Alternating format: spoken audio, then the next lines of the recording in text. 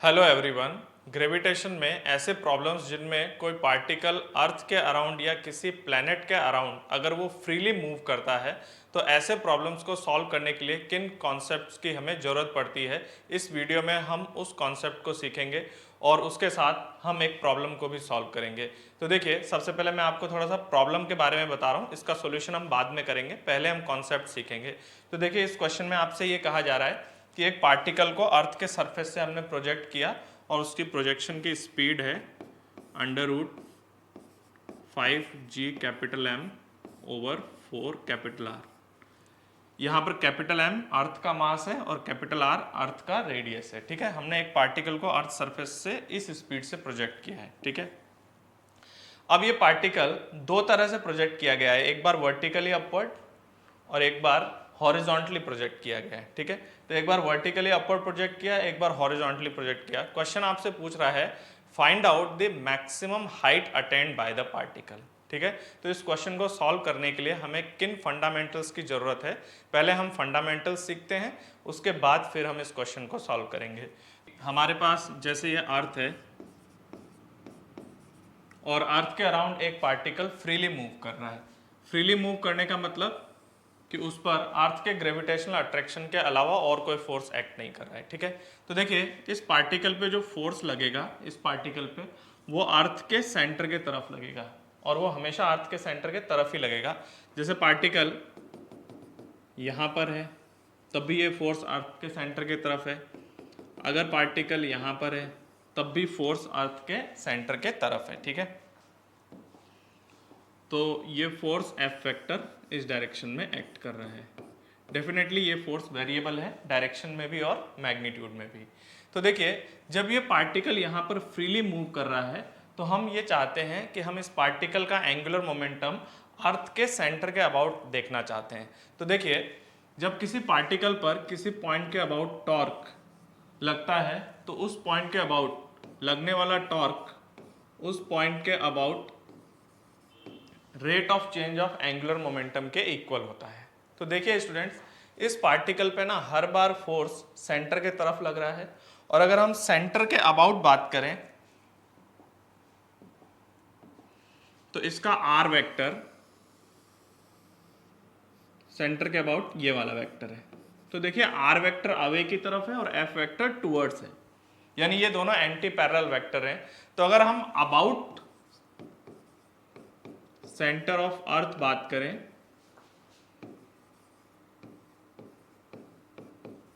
तो देखिए, इसके ऊपर जो टॉर्क लगेगा वो है आर क्रॉस एफ, और यहां पर आप देख सकते हो कि हमेशा आर वेक्टर तो अवे की तरफ रहेगा और एफ वेक्टर टुवर्ड्स सेंटर रहेगा। तो ये दोनों आर और एफ ये दोनों हमेशा एक दूसरे के एंटी पैरेलल होंगे। तो इसका मतलब ये जो टॉर्क आने वाला है ये जीरो आएगा, लेकिन ये टॉर्क जीरो किसके अबाउट आ रहा है? अबाउट द सेंटर ऑफ अर्थ। ये याद रखना है कि अबाउट द सेंटर ऑफ अर्थ इस पार्टिकल पे लगने वाला टॉर्क जीरो है, और टॉर्क जीरो होने का मतलब क्या होगा? इसका rate of change of angular momentum भी जीरो होगा। दैट मीन्स इसका एंगुलर मोमेंटम कांस्टेंट रहेगा। तो देखिए, एक फंडामेंटल यहां पर यूज होने वाला है कंजर्वेशन ऑफ एंगुलर मोमेंटम। ठीक है, ये फर्स्ट कॉन्सेप्ट है, कंजर्वेशन ऑफ एंगुलर मोमेंटम। लेकिन इतना बोलना काफी नहीं है। किसके about? About the centre of earth. Earth के सेंटर के अबाउट एंगुलर मोमेंटम कंजर्व करना, यानी ये जब पार्टिकल फ्रीली मूव करेगा तो अर्थ के सेंटर के अबाउट एक तो आपको क्या कंजर्व करना है? पार्टिकल का एंगुलर मोमेंटम कंजर्व करना है। दूसरा देखिए, हमें पता है जो ग्रेविटेशनल फील्ड होता है वो कंजर्वेटिव फोर्स फील्ड है, और कंजर्वेटिव फोर्स फील्ड में पार्टिकल की टोटल मैकेनिकल एनर्जी कंजर्व रहती है। तो definitely second point, first point तो आपका conservation of angular momentum apply करना है, और सेकेंड पॉइंट कंजर्वेशन ऑफ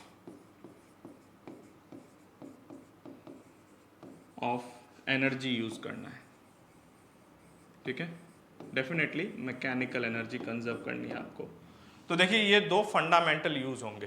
एक तो conservation of angular momentum about the centre of अर्थ और दूसरा कंजर्वेशन ऑफ एनर्जी। ठीक है, तो इन दो कॉन्सेप्ट से इस तरीके के क्वेश्चन सॉल्व किए जाते हैं। जैसा कि मैंने आपको जो क्वेश्चन दिया है उसमें हमने बात की है मैक्सिमम हाइट के बारे में। तो देखिए जो मैक्सिमम हाइट के लिए क्या सिचुएशन होगी उसको हम पर्टिकुलर कंडीशन के अकॉर्डिंग ही समझेंगे। तो एक बार मैं वापस आपको क्वेश्चन बता देता हूँ। क्वेश्चन में आपको क्या दिया हुआ है कि एक पार्टिकल को हमने अर्थ सरफेस से प्रोजेक्ट किया है, एक बार वर्टिकली अपवर्ड और एक बार हॉरिजॉन्टली। उसकी स्पीड कितनी है, √5 gm/4r। इस स्पीड से हमने प्रोजेक्ट किया है, तो हमें इसकी मैक्सिमम हाइट बतानी है। तो देखिए हम लोग पहले फर्स्ट केस सॉल्व करते हैं। तो देखिए केस फर्स्ट में आपने पार्टिकल को वर्टिकली अपवर्ड प्रोजेक्ट किया है v0 स्पीड से। तो देखिए ये अर्थ का सेंटर है। अगर आप इस पर्टिकुलर मोमेंट पे देखें तो इस पार्टिकल पे लगने वाला gravitational attraction towards the centre of अर्थ लगेगा F फोर्स। तो देखिए पार्टिकल की वेलोसिटी ऊपर की तरफ है और फोर्स नीचे की तरफ है। तो इधर देखिए ये जो फोर्स है ये इस पार्टिकल को सिर्फ टेंजेंशियल एक्सेलरेशन देगा, कोई नॉर्मल एक्सेलरेशन नहीं होगा। नॉर्मल एक्सेलरेशन कब आता, अगर ये फोर्स किसी एंगल पे होता, लेकिन ये फोर्स वेलोसिटी के जस्ट अपोजिट डायरेक्शन में है, तो वेलोसिटी के परपेंडिकुलर इस फोर्स का कोई कंपोनेंट नहीं है। तो यानी ये फोर्स हमेशा वेलोसिटी के अपोजिट डायरेक्शन में अभी लग रहा है। तो देखिए ये फोर्स क्या करेगा, इस पार्टिकल को रिटार्ड करेगा, इसकी स्पीड डाउन करेगा। लेकिन ये पार्टिकल ऊपर जाएगा लेकिन इसका वेलोसिटी वेक्टर रोटेट नहीं कर सकता है। तो क्या आप ये समझ रहे हो कि पार्टिकल सीधा ऊपर जाएगा, इसके वेलोसिटी वेक्टर में रोटेशन नहीं आएगा। अगर इसका नॉर्मल एक्सेलरेशन होता तभी इसका वेलोसिटी का वेक्टर रोटेट होता। अभी इसका वेलोसिटी का वेक्टर ऊपर की तरफ हेडेड होगा, फोर्स नीचे की तरफ है, तो ये फोर्स इसको थोड़ा सा स्पीड में डाउन कर देगा, लेकिन ये जाएगा सीधा ऊपर।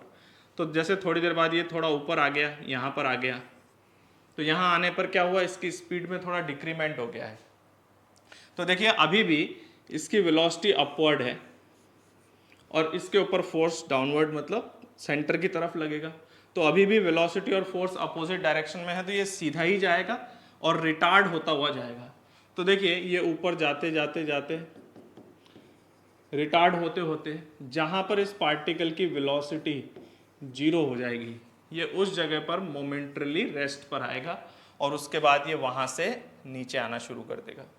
तो देखिए यहाँ पर हमने इसको वर्टिकली अपवर्ड फेंका था, तो ये बिल्कुल स्ट्रेट पाथ पे जा रहा है और फिर वापस इसी रास्ते पे लौट आएगा। तो हमें पता करना है कि इसने कितना मैक्सिमम हाइट अचीव किया।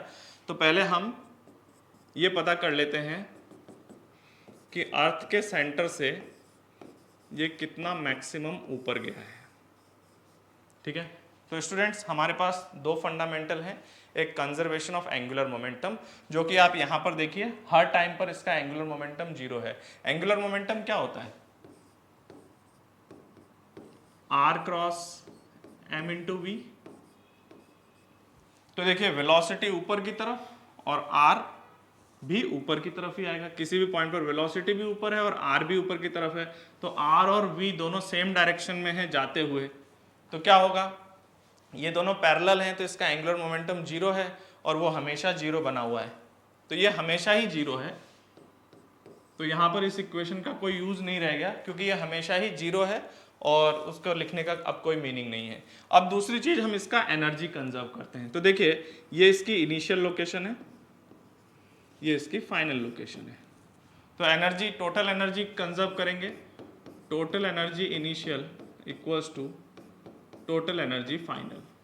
तो टोटल एनर्जी इनिशियल कितनी होगी, kinetic energy plus potential energy initially, and what is kinetic energy final plus potential energy final, मतलब टोटल मैकेनिकल एनर्जी इसकी कंजर्व होनी चाहिए। तो देखिए इनिशियल काइनेटिक एनर्जी कितनी है, 12mv²। v कितना दिया हुआ है आपको, √5g⁻M/4r का whole square.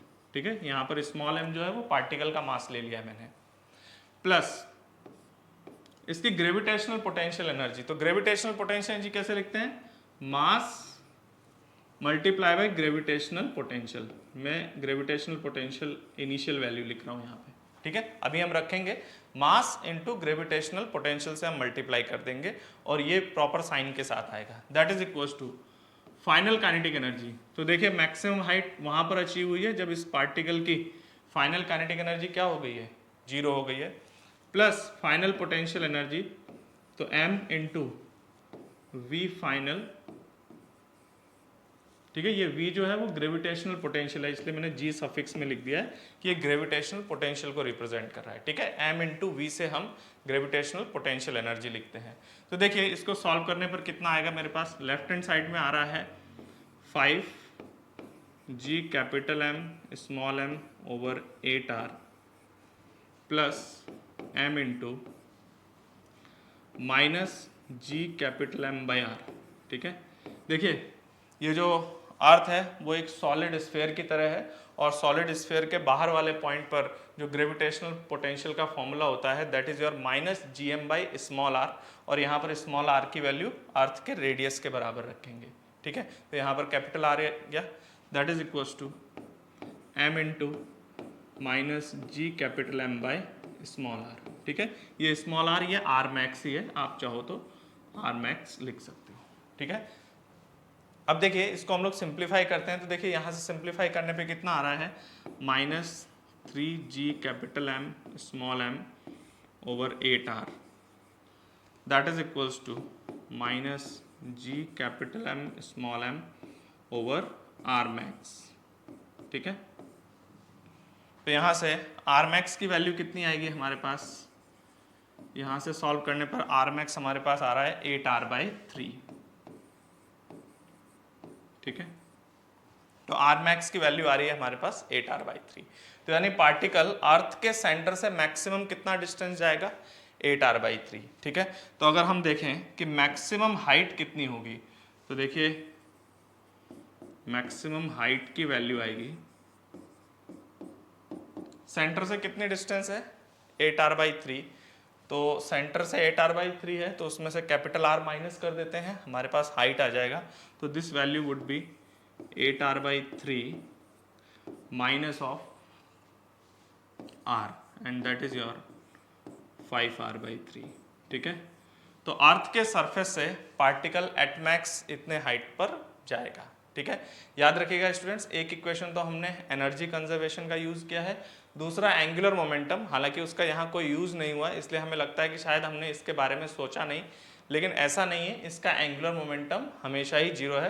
Particle straight up गया है तो वेलोसिटी ऊपर की तरफ है, रेडियस वेक्टर भी ऊपर की तरफ ही है, तो यहाँ से लेके यहाँ तक हर मोमेंट पर इसका एंगुलर मोमेंटम 0 ही है, ठीक है।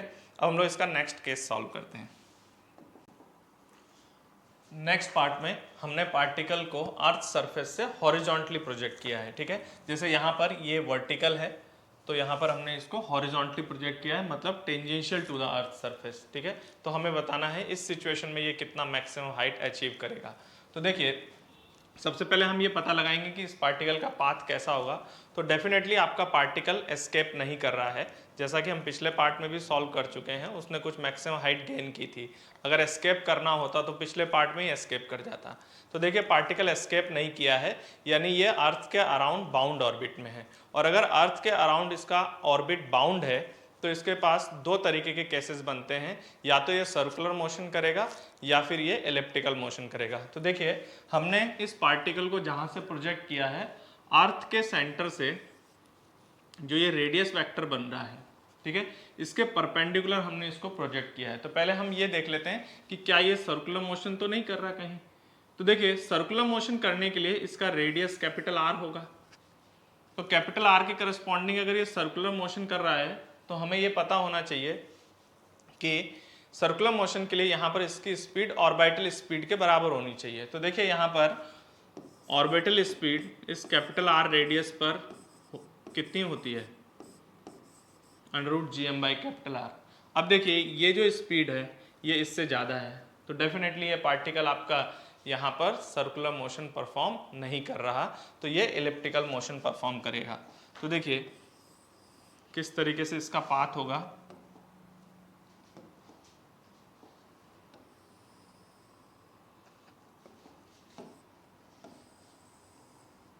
इसका पाथ कुछ इस तरीके से होगा, एलिप्टिकल पाथ, ठीक है। तो देखिए ये इस तरह से एलिप्स पे मूव करता हुआ चलेगा। अपने मोशन में। तो यहाँ से अगर आप देखिए तो ये इसकी नियरेस्ट डिस्टेंस है, तो यहाँ से सेंटर से ये वाली जो लोकेशन है ये इसकी फारदेस्ट डिस्टेंस होगी, ठीक है, और यहीं पर इसकी हाइट भी मैक्सिमम आएगी। मैंने इस लोकेशन पर इसकी स्पीड v1 मान लिया, ठीक है, ये इसकी मैक्सिमम डिस्टेंस है। देखिए यहाँ पर अगर आप इसको एनालाइज करना चाहें तो जैसे पार्टिकल आपका किसी भी मोमेंट पर कंसिडर कर लेते हैं, मान लीजिए वो यहाँ पर है, ठीक है, तो उसकी वेलोसिटी कुछ इस डायरेक्शन में होगी टेंजेंशियल टू द पाथ। अगर हम सेंटर से रेडियस वेक्टर कनेक्ट करें तो देखिए यहाँ पर जो इसका वेलोसिटी वेक्टर है वो रेडियस वेक्टर के साथ एक्यूट एंगल बना रहा है, यानी अगर हम इसका कंपोनेंट निकालें तो ये कंपोनेंट अवे की तरफ आएगा, रेडियस वेक्टर पर अवे की तरफ आएगा, यानी ये जो रेडियस वेक्टर का मैग्नीट्यूड है वो बढ़ेगा अगले पल। इसका मतलब जैसे जैसे ये नीचे जाता जाएगा इसकी जो डिस्टेंस है वो सेंटर से बढ़ती जाएगी। और इस मोमेंट के बाद अगर मान लो यहाँ कहीं पर है तो यहाँ कहीं पर आप देखिए ये इसका रेडियस वेक्टर है और यहाँ पर वेलोसिटी इस तरह से है। तो इस वेलोसिटी वेक्टर का अगर हम कंपोनेंट देखें तो ये कंपोनेंट किधर जाएगा, ये एंगल एक्यूट होने की वजह से टुवर्ड सेंटर गिरेगा। तो यहाँ पर ये जो रेडियस वेक्टर का मैग्नीट्यूड कम होगा, यानी पार्टिकल सेंटर के पास आना शुरू कर देगा। तो यहाँ से अगर हम देखें तो पहले पार्टिकल दूर जा रहा है, फिर इस पॉइंट के बाद पास आ रहा है। तो ये वो लोकेशन है जहाँ पर इसकी जो डिस्टेंस है वो सेंटर से वो मैक्सिमम आएगी, और ये वो सिचुएशन है जहाँ पर रेडियस वेक्टर वेलोसिटी के साथ परपेंडिकुलर है, ठीक है, रेडियस वेक्टर इस तरफ है तो ये 90 डिग्री बनेगा, ठीक है। तो देखिए हमारे पास ये जो मोशन है इसमें हमारे पास दो फंडामेंटल अप्लाई करने हैं, एक तो कंजर्वेशन ऑफ एंगुलर मोमेंटम और दूसरा कंजर्वेशन ऑफ एनर्जी। लेकिन जो कंजर्वेशन ऑफ एंगुलर मोमेंटम है वो अर्थ के सेंटर के अबाउट करना है, ये आपको ध्यान रखना है। आप जनरल नहीं बोल सकते कि इसका एंगुलर मोमेंटम कंजर्व है। इस पार्टिकल का एंगुलर मोमेंटम अर्थ के सेंटर के अबाउट कंजर्व रहेगा, ठीक है। तो देखिए हम L कंजर्व कर देते हैं, एंगुलर मोमेंटम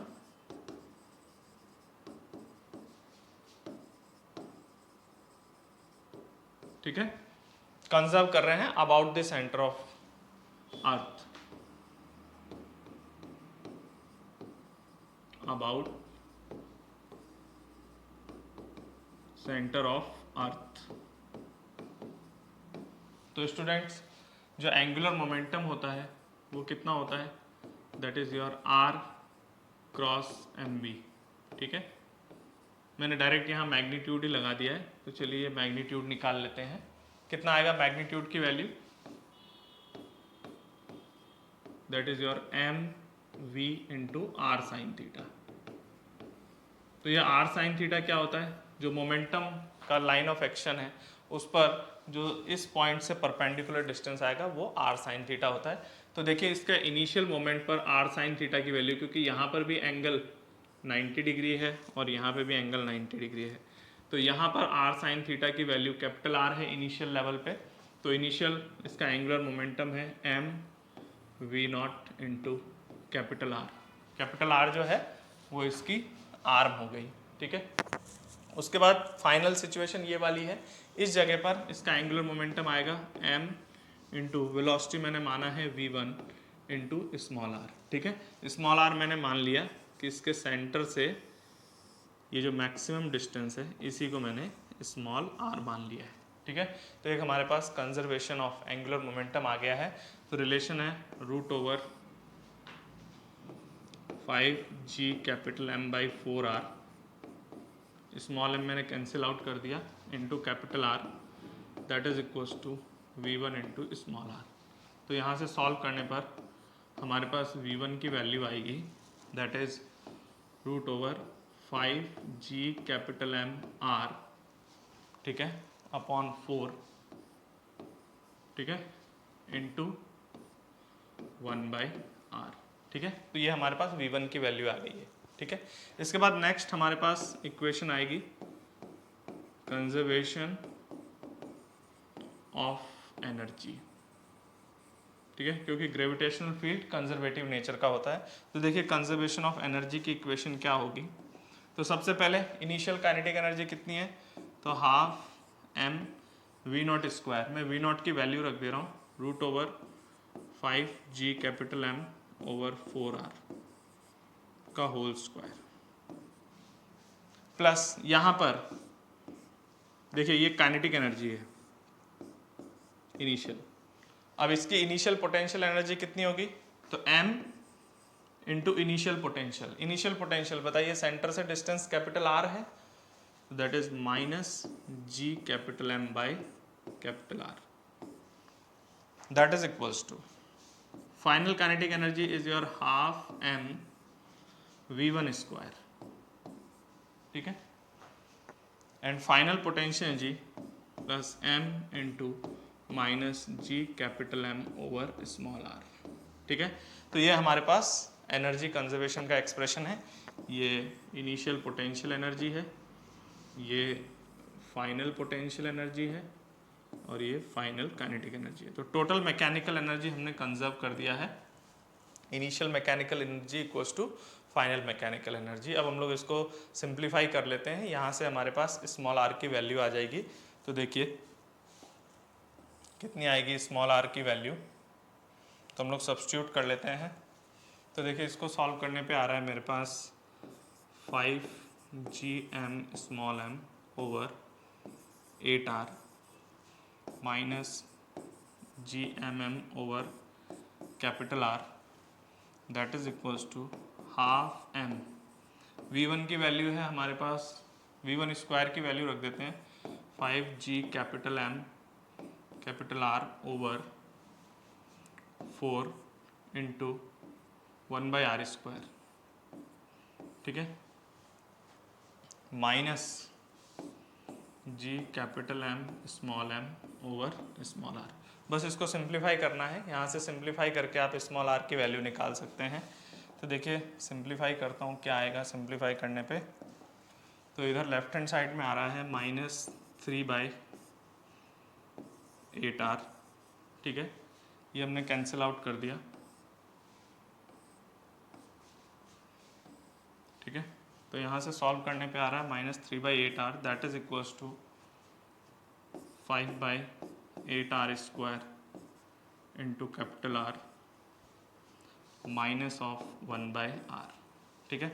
इसको थोड़ा सिंप्लीफाई करते हैं, देखते हैं सिंप्लीफाई करने पर हमारे पास क्या क्वाड्रेटिक इक्वेशन बन रही है, that is equals to your 3r square minus 8 small r capital R plus 5r square, that is equals to 0, ठीक है। तो ये हमारे पास रिलेशन आ रहा है, और यहाँ से अगर आप इसके रूट्स एस्टिमेट करेंगे तो स्मॉल r की 2 रूट्स आ रहे हैं, small r equals to capital R और small r equals to 5r/3, ठीक है। तो यहाँ से हमारे पास 2 रूट्स आए। देखिए जो दोनों रूट्स हैं उसमें से ये जो एक रूट है ये तो वही कंडीशन है जहाँ से हमने पार्टिकल को प्रोजेक्ट किया था। देखिए हमने पार्टिकल को कहाँ से प्रोजेक्ट किया था, हमने पार्टिकल को प्रोजेक्ट किया था small r equal to capital R से, तो ये इनिशियल सिचुएशन है। तो डेफिनेटली ये जो हमारे पास दूसरा रूट आया है दैट इज 5r/3, वो यहाँ से ये वाली डिस्टेंस है 5r/3। तो यहाँ पे हमारा जो सेकेंड रूट आया है वही r मैक्स है, ठीक है। ये तो आपका इनिशियल सिचुएशन को रिप्रेजेंट कर रहा है, ठीक है, ये इनिशियल सिचुएशन को रिप्रेजेंट कर रहा है, ये इसका r की मैक्सिमम वैल्यू है। तो ये मैक्सिमम वैल्यू सेंटर से आई है, तो अगर हम मैक्सिमम हाइट लिखें, maximum height that is equals to, तो सेंटर से मैक्सिमम डिस्टेंस है 5r/3 minus r, that is equals to 2r/3, ठीक है। एक बार डायग्राम में आपको बता देता हूँ, ये हमारे पास ये जो r मैक्स आया है ये आया है हमारे पास मैक्सिमम वैल्यू 5 कैपिटल R/3 और maximum height from the earth surface, ये अर्थ का सरफेस है यहाँ पर, तो ये इसका H मैक्स है, ठीक है। तो हमने सेंटर से मैक्सिमम डिस्टेंस निकाल लिया है, उसमें से कैपिटल R माइनस कर दिया, तो वहाँ से हमारे पास एच मैक्स की कैलकुलेशन हो जाएगी। ओके स्टूडेंट्स, तो फाइनली इन दोनों कॉन्सेप्ट्स का आप ध्यान रखिए और क्वेश्चंस की प्रैक्टिस करते रहिए। Thank you for watching.